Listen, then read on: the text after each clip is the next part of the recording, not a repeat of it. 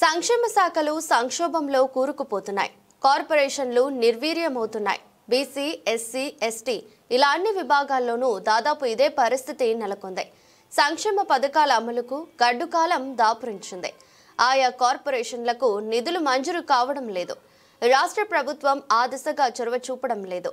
దీంతో నైపుణ్య శిక్షణ, ఉపాధి కల్పన, విదేశీ విద్యతో పాటు ఇతర స్కీమ్లు నీరుగారిపోతున్నాయి. సర్కారు చేసిన వాగ్దానాలన్నీ వట్టి మాటలుగా మిగులుతున్నాయి. ఈ నేపథ్యంలో రాష్ట్రంలో బీసీ, ఎస్సీ, ఎస్టీ, మైనారిటీ సంక్షేమ శాఖలు వాటి పరిధిలోని కార్పొరేషన్ల పరిస్థితిపై ఎస్ఎక్స్ న్యూస్ స్పెషల్ రిపోర్ట్.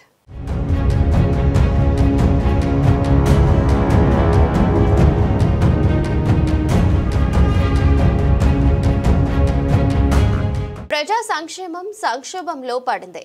పథకాల అమలులో సర్కార్ నిర్లక్ష్యం శాపంగా మారింది. బీసీ, ఎస్సీ, ఎస్టీ, మైనారిటీ వర్గాలకు ఇది పెద్ద సమస్యగా తయారైంది. ఉపాధి అవకాశాల జాడలేక, రుణాలు మంజూరు కాక, నైపుణ్య శిక్షణకు నిధులు విడుదలవ్వక ఎంతో మంది ఇబ్బంది పడుతున్నారు. దాదాపు 2 ఏళ్లుగా సమస్యలు ఎదుర్కొంటున్నారు. అనేక హామీలు ఇచ్చిన రాష్ట్ర ప్రభుత్వం వాటిని నెరవేర్చడంలో విఫలమవుతుందని వారంతా విమర్శిస్తున్నారు.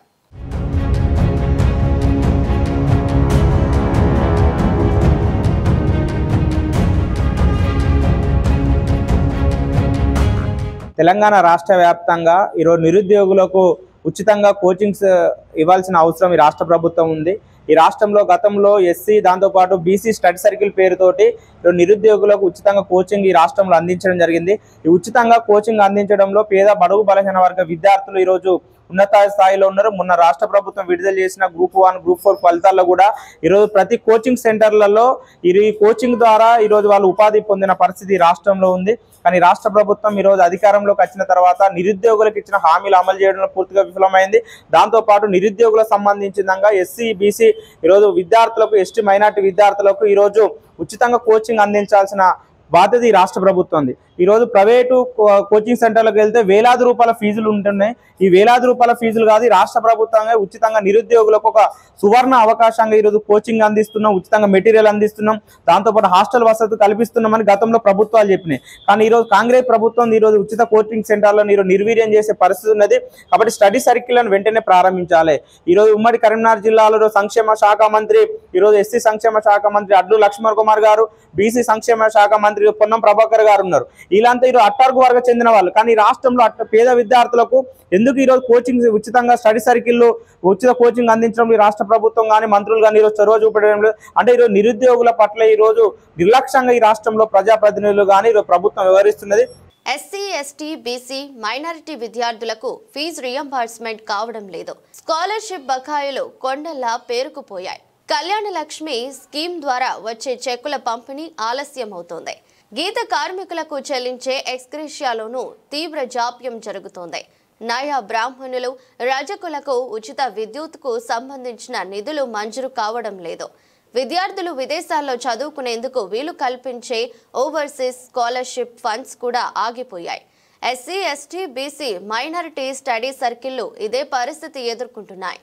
మెస్ బిల్లుల చెల్లింపులు కూడా సరైన సమయానికి అందడం లేదు.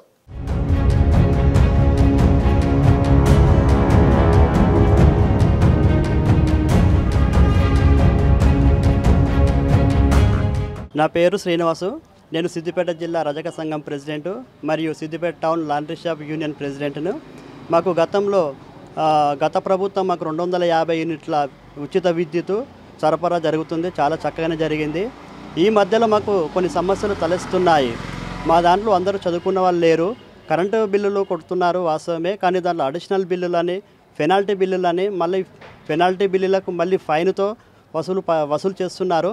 నేనే రీసెంట్గా ఇక్కడ మా ఇంటి దగ్గర జరిగినటువంటి మా రజకుని కుటుంబంలో పెనాల్టీ బిల్ అని, అడిషనల్ బిల్ అని 2 బిల్లులు వేశారు.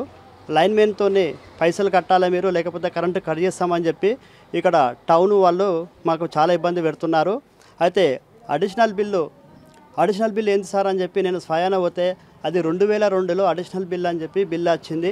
2022 నుంచి 2025 వరకు నేటి నెల వరకు నెలకు 150 రూపాయల చొప్పున మొత్తం బిల్లులు మీరు చెల్లించాలి, లేదంటే మీకే ఇబ్బంది అవుతుందని చెప్పి అక్కడ విద్యుత్ శాఖ వారు ఆఫీసర్లు మాకు తెలియజేయడం జరిగింది. నా పేరు కొండ గణేష్ నాయి, సిద్దిపేట టౌన్ న్యూ నాయి బ్రాహ్మణ సేవా సంఘం ప్రధాన కార్యదర్శిని. అయితే మనకు ఇంతవరకు నాయ బ్రాహ్మణ సెలవులకు కానీ రజకులకు కానీ నాయ బ్రాహ్మణులకు కానీ ఈ ఉచిత కరెంటు మీటర్లు టీఆర్ఎస్ గవర్నమెంట్ ఉన్నప్పుడు మీటర్లు బిగించారు సెలవులకు.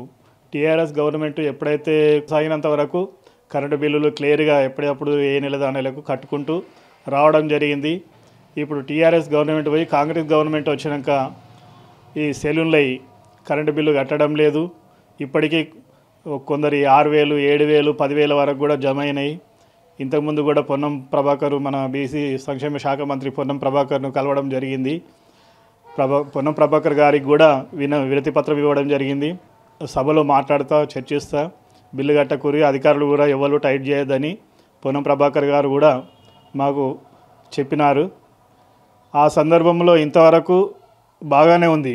కానీ ఈ బిల్లు జమ అవుతుంది, అధికారులు మాత్రము ఈ కరెంట్ డిపార్ట్మెంట్ వాళ్ళు వచ్చి సెలూన్ల కాడికి వచ్చి ఇబ్బంది పెడుతున్నారు. ఇవే కాకుండా మరికొన్ని స్కీమ్లు నిలిచిపోయాయి. యాదవులకు గొర్రెల పంపిణీ పథకం ఆగిపోయింది. బీసీ, ఎస్సీ, ఎస్టీ, మైనారిటీ యువతకు వృత్తి నైపుణ్య శిక్షణ అంతంత మాత్రంగానే ఉంది. పేద ముస్లింలు, మైనారిటీలకు పండుగ కానుకలను ప్రభుత్వం ఇవ్వడం లేదు. దివ్యాంగులకు ఉపకరణాల పంపిణీ కూడా జరగడం లేదు. దీనిపై లబ్ధిదారులకు ఆగ్రహం వ్యక్తం చేస్తున్నారు. సర్కారు తీరుపై విమర్శలు గుప్పిస్తున్నారు.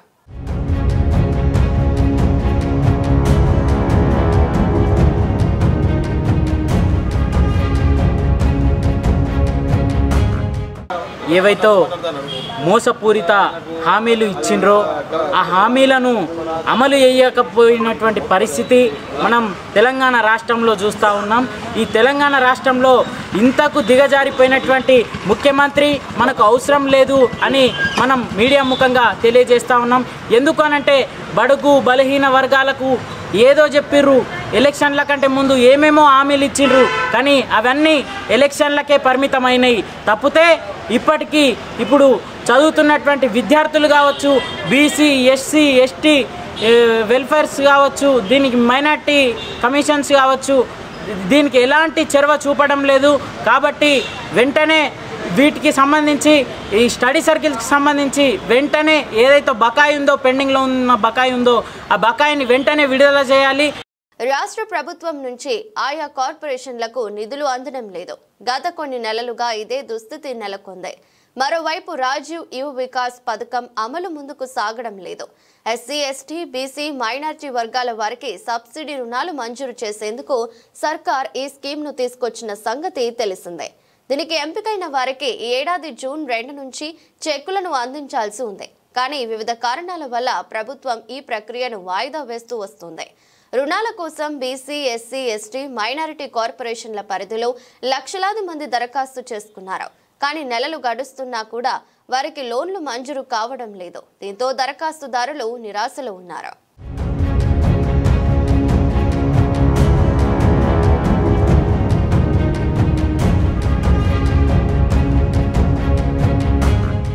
Doctor P Krishnadayasagar, BC study circle డైరెక్టర్గా ఉన్నానండి. ఇప్పుడు ఈ బీసీ స్టడీ సర్కిల్ సిద్దిపేటలో మున్సిపాలిటీ వాళ్ళ టౌన్ హాల్లో నడవడం జరుగుతుంది. ఈ బీసీ స్టడీ సర్కిల్ 2015 సంవత్సరంలో స్టార్ట్ అయ్యి ఇప్పటి వరకు కూడా ఇది కంటిన్యూ అవుతూ ఉన్నది. ఇక్కడ చాలామందికి చాలా రకాలైనటువంటి వాటిలలో కోచింగ్లు ఇవ్వడం జరిగింది. గ్రూప్ 1, 2, 3, 4 మరియు కానిస్టేబుల్స్, ఎస్ఐ, డిఎస్సి ఇటువంటి అన్నిట్లలో కూడా ఇక్కడ కోచింగ్ ఇవ్వడం జరిగింది. చాలా వాటిలలో కూడా చాలామంది సెలెక్ట్ అయ్యారు. సో ఇప్పుడు ఫౌండేషన్ కోర్సు నడుస్తూ ఉంది. ఇక్కడ ఉన్నటువంటి పిల్లలందరికీ కూడా గవర్నమెంట్ తరఫున పిల్లలకు స్టైఫండు, తర్వాత టీ అండ్ స్నాక్స్, ఆ తర్వాత వాళ్ళకు కంప్లీట్ స్టడీ మెటీరియల్స్ ఇవన్నీ అందించడం జరుగుతూ ఉంది. సో ఈ మధ్యకాలంలో కొంచెం వాటి విషయంలో కొద్దిగా చొరవ తీసుకోవడం తగ్గిపోయింది. సో అవి కూడా గవర్నమెంట్ నుంచి పరిపూర్ణంగా అందినట్టయితే పిల్లలు ఇంకా కొంచెం బాగా కోచింగ్ తీసుకొని వారు జాబులు కొట్టడానికి ఇంకా కొంత నైపుణ్యం డెవలప్ కావడానికి అవకాశాలు చాలా ఉన్నాయి. బండా శ్రీనివాస్, నేను కరీంనగర్ ఎస్సీ స్టడీ సర్కిల్ డైరెక్టర్గా పనిచేస్తున్నాను. కరీంనగర్ ఎస్సీ స్టడీ సర్కిల్ 2016 సంవత్సరంలో ఏర్పాటు చేయడం జరిగింది. అప్పటి నుండి ఇప్పటి వరకు దాదాపు 12 రెసిడెన్షియల్ బ్యాచ్లో కోచింగ్ ఇవ్వడం జరిగింది. ఈ బ్యాచ్లలో 1182 మంది కోచింగ్ ఇవ్వగా 286 మంది వివిధ స్థాయిలో ఉద్యోగాలను సాధించారు. సో ఇప్పుడు లాస్ట్ ఇయర్ ఆగస్టు 2024 వరకు ఫౌండేషన్ కోర్స్ కంప్లీట్ అయిపోయింది. అప్పటి నుండి ఇప్పటి వరకు బ్యాచెస్ ఏం నిర్వహించడం లేదు. సో దీనికి సంబంధించి బడ్జెట్ ఇంకా ప్రభుత్వం నుంచి రావాల్సి ఉంది. వచ్చిన వెంటనే కోచింగ్ స్టార్ట్ చేయడం జరుగుతుందని డైరెక్టర్ గారు తెలపడం జరిగింది. ఇలాంటి పరిస్థితుల్లో సంక్షేమ శాఖలు, కార్పొరేషన్లపై ప్రభుత్వం ప్రత్యేక దృష్టి సారించాలని జనం అంటున్నారు. పథకాల అమలులో నిర్లక్ష్యం వీడాలని సూచిస్తున్నారు. ఆలస్యం లేకుండా నిధులు ఇవ్వాలని డిమాండ్ చేస్తున్నారు. మరి దీనిపై రాష్ట్ర ప్రభుత్వం ఎలా స్పందిస్తుందో చూడాలి.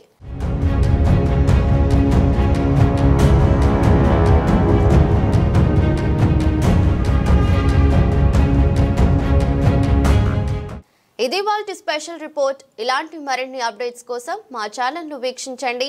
అలాగే సబ్స్క్రైబ్ చేసుకోవడం మర్చిపోకండి.